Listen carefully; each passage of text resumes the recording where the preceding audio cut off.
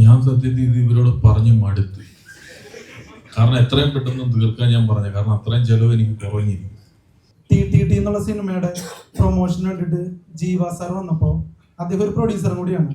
അദ്ദേഹം പറഞ്ഞൊരു കാര്യം, ഒരു സിനിമ എങ്ങനെ വന്നാലും ഒരു 45 ദിവസത്തിൽ തീർക്കാൻ നോക്കണം, അല്ലെങ്കിൽ ഒരു പ്രൊഡ്യൂസറിന് അതൊരു നഷ്ടത്തിലേക്ക് വരുമെന്ന് അദ്ദേഹം സൂചിപ്പിച്ചായിരുന്നു. എത്ര വലിയ ബഡ്ജറ്റുള്ള സിനിമയാണെങ്കിലും ഒരു 45 ദിവസത്തിൽ തീർക്കണം എന്നുള്ള രീതിയിൽ അദ്ദേഹം പറഞ്ഞായിരുന്നു. അപ്പോൾ മലയാള സിനിമയിൽ പണ്ടൊക്കെ 15 ദിവസം, 20 ദിവസം, 30 ദിവസം കൊണ്ടൊക്കെ എത്ര വലിയ സിനിമയാണെങ്കിലും IV ശശിയുടെ സിനിമകളടക്കം, ബ്രഹ്മാണ്ഡ സിനിമകളടക്കം തീർത്തിട്ടുണ്ട്. അന്ന് അത്രയും സാങ്കേതിക വിദ്യ ഉണ്ടായിരുന്നുള്ളൂ, ലിമിറ്റഡ് ആയിരുന്നു. പക്ഷെ ഇന്ന് വളരെ അഡ്വാൻസ്ഡ് ആണ്. നമുക്ക് എത്ര ഷോട്ട് വേണേലും വരെ എടുക്കാം.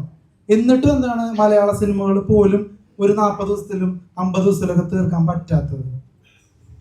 ഞാൻ സത്യത്തിൽ ഇത് ഇവരോട് പറഞ്ഞു മടുത്ത്.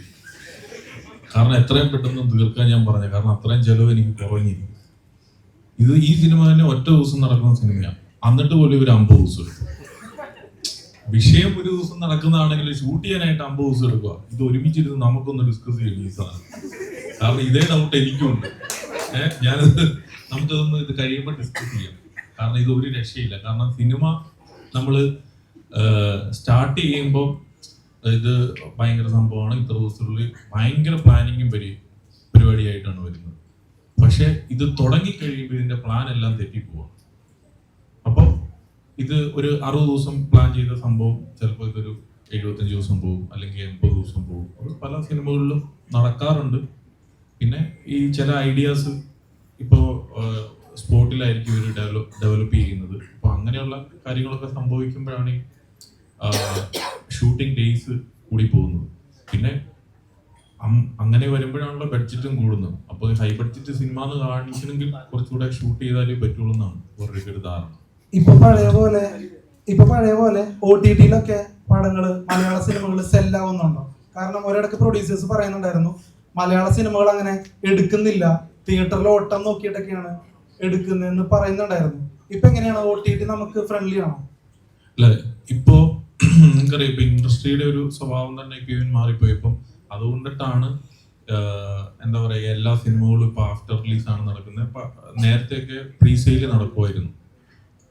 ഇപ്പോ അങ്ങനെയുള്ള ഒരു കുറെ നാളുകളായിട്ട് ഇപ്പം പ്രൊഡ്യൂസേഴ്സ് അനുഭവിക്കുന്ന ഒരു വിഷയം തന്നെ എന്താന്ന് വെച്ചാൽ എല്ലാ ആർട്ടിസ്റ്റുകൾക്കും തന്നെ പ്രീ സെയില് നടക്കുന്നില്ല എന്നുള്ളൊരു കാര്യമാണ്.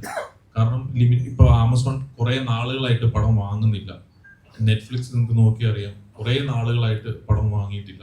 ഇപ്പൊ ലാസ്റ്റ് എക്കോയാണ് വാങ്ങിയിരിക്കുന്നത്. അപ്പൊ അതുകൊണ്ടിട്ട് സെയില് നടക്കുന്നില്ല പൊതുവെ. ആഫ്റ്റർ റിലീസ് പടം ഹിറ്റ് ആണെങ്കിൽ അന്നേരം വാങ്ങുന്നുണ്ട്. ഇപ്പൊ എന്താന്ന് വെച്ച് കഴിഞ്ഞാല് പടങ്ങള് കണ്ടിട്ട് അത്ര കോൺഫിഡൻസ് തോന്നുന്ന പടങ്ങൾ അവർ വാങ്ങുന്നുണ്ട്. ഇപ്പൊ സ്റ്റാർട്ട് ആയിട്ടുണ്ടെന്ന് തോന്നുന്നു. കാരണം നമ്മുടെ ഈ പടം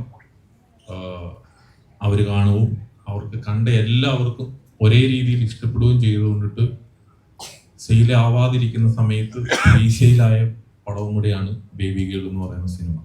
അലിഷിനോട് ചോദിച്ച ചോദ്യത്തിന് 15 ദിവസം കൊണ്ട് ഒരു സിനിമ തീരുമായിരുന്നല്ലോ, ഇപ്പൊ എന്താണ് 50-60 എടുക്കുന്നതെന്ന് ചോദിച്ചല്ലോ ശശി സാറിനെ പോലുള്ളവരും ഒക്കെ. എനിക്ക് തോന്നുന്ന ഒരു കാര്യം, അന്ന് അതായത് 80-കളിലാണ് താങ്കൾ പറയുന്ന ഈ സംഭവം അല്ലെ, 80-കളിലൊക്കെ 15-20 ദിവസം കൊണ്ടായിരുന്നു സിനിമ തീർന്നിരുന്നത്. അന്ന് നമ്മളുടെ കോമ്പറ്റീഷൻ നമ്മളുടെ ലാംഗ്വേജ് സിനിമകളുമായിട്ട് തന്നെയായിരുന്നു. ഇത്രത്തോളം നമ്മൾ ഇന്റർനാഷണൽ സിനിമയിലൂടെ എക്സ്പോസ്ഡ് അല്ലായിരുന്നു. അന്നും ഇന്റർനാഷണൽ സിനിമ എടുത്തിരുന്നത് 100-200-150 ദിവസമാണ് ഷൂട്ട് ചെയ്യാൻ. അപ്പോൾ നമ്മൾ 15 ദിവസം എടുത്തിരുന്നുള്ളൂ. പക്ഷെ നമുക്ക് കാരണം കോമ്പറ്റീഷൻ ഇല്ലായിരുന്നു. ഇപ്പോൾ നമ്മുടെ ഓഡിയൻസ് വളരെ പ്രബുദ്ധരാകുകയും അവർ ഇന്റർനാഷണലി ഒരുപാട് എക്സ്പോസ്ഡ് ആകുകയും ചെയ്യുമ്പോൾ നമുക്ക് കമ്പീറ്റ് ചെയ്യേണ്ടി വരുന്നത് ഈ 100 ദിവസം 120 ദിവസം ഷൂട്ട് ചെയ്ത സിനിമകളുമായിട്ടാണ്.